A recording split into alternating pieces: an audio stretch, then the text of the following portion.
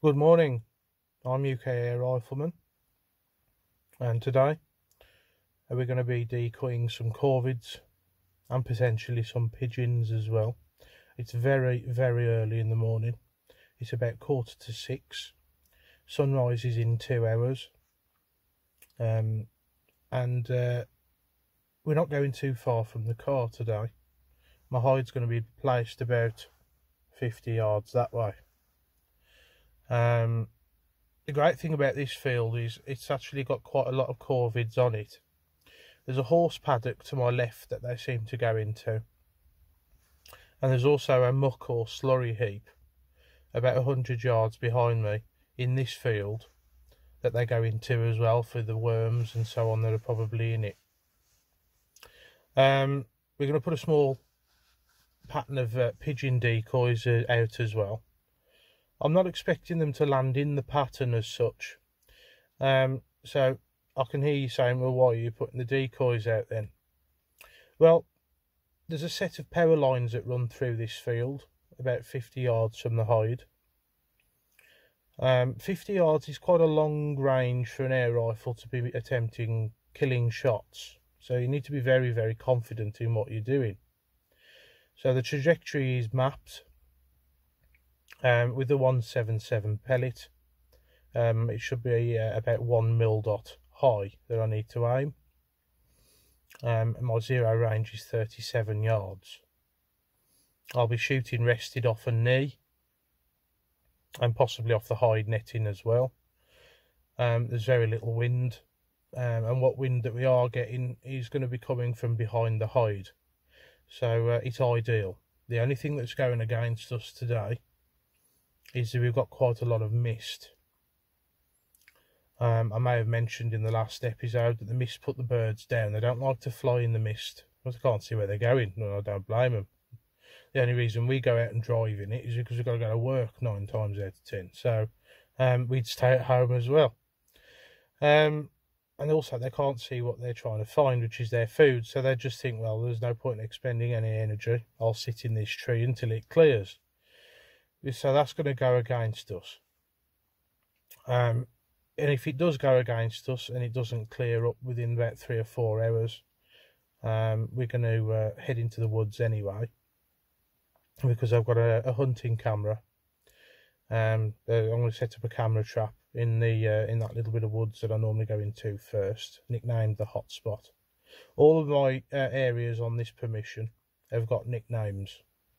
For example, this field that we're going to be shooting over today is called Muck Meadow, mainly because, as I mentioned, the farmer drops off all the muck and slurry from the farmyard here, probably to turn into the field later on in the year, and he's going to plant a crop here. It's quite muddy out there. The field has been drilled. I think it's turf. I'm not 100% at this stage. It might be a winter crop of barley, but there's just a few shoots showing, which makes it quite clear if anything does land on the ground as well. We're going to be using a bait as well as decoys to try and bring the corvids down. We're going to be using bread. Not ideal, but there's no rabbits on my permission, so I can't use one of them as bait. And to be perfectly frank with you, if I shot a rabbit, excuse me, it wouldn't be being used as bait, it would be on the table. So because they're quite scarce on this permission, if present at all. So that's the plan.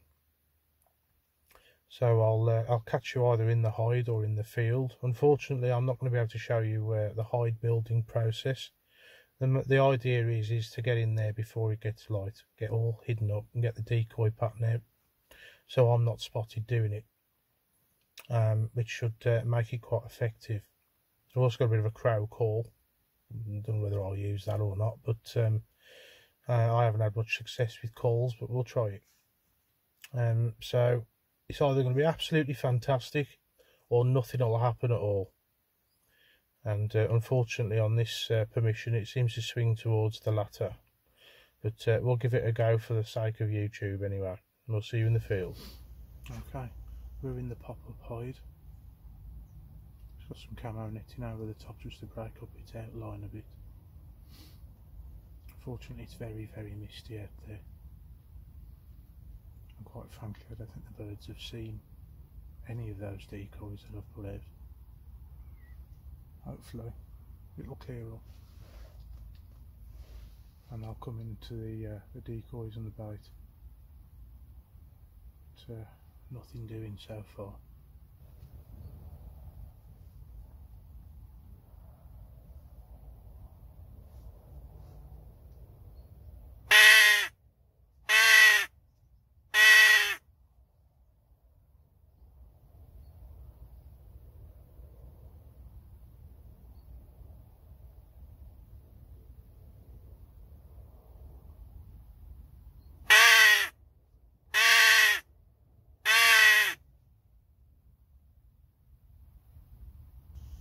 Okay, things have taken a turn for the sinister. 4 blokes have just turned up with dogs and shotguns. They haven't got permission to be on here. I've just rung the landowner, and his farmhand is on his way here. It's pretty much put an end to the day for me, I think. Okay, those guys are still here. No sign of the farmhand, so a couple of phone calls I've made, they're obviously in vain. I've decided to hang around. As the mist is starting to clear, we might be in with half a chance. Probably not wise, but we'll see how we get on. Okay, so this magpie drops in out the mist. I go to squeeze the shot off here and the safety catch is on, and I completely missed the opportunity because of it.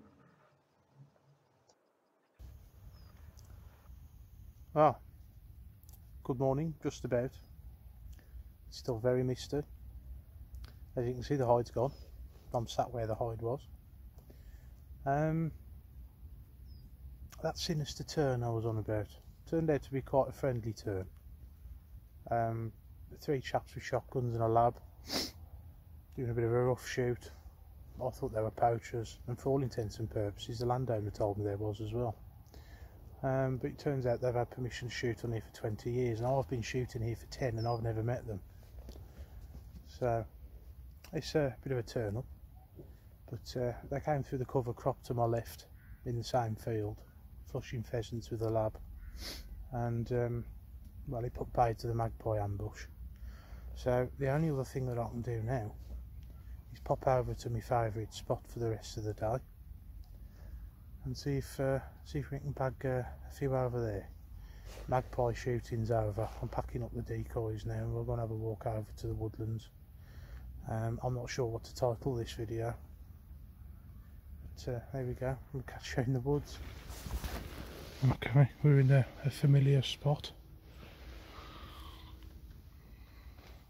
I don't know how well we're going to do, because I would have thought those rough shooters would have been through, but I did disturb a pheasant on the way in, so maybe they left this bit alone. And we'll see how we get on.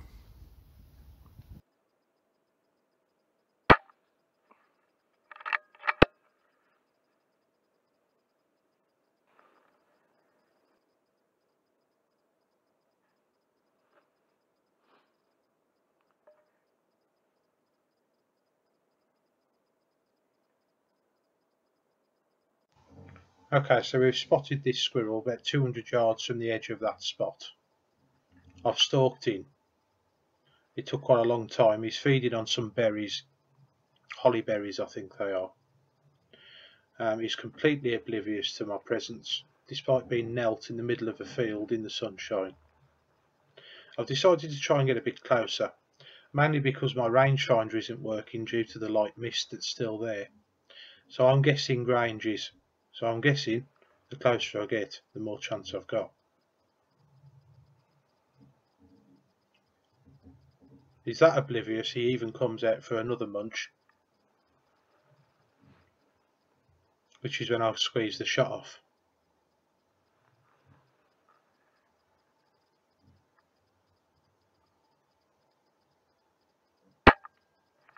As you can see, completely fluffed it.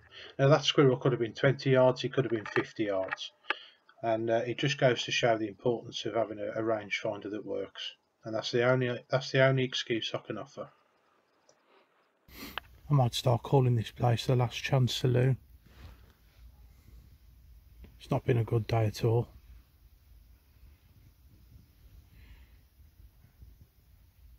Everything I've drew a bead on I've missed. Should have had that magpie this morning. Bloody safety catch was on. Never mind, I have to be quicker than that next time.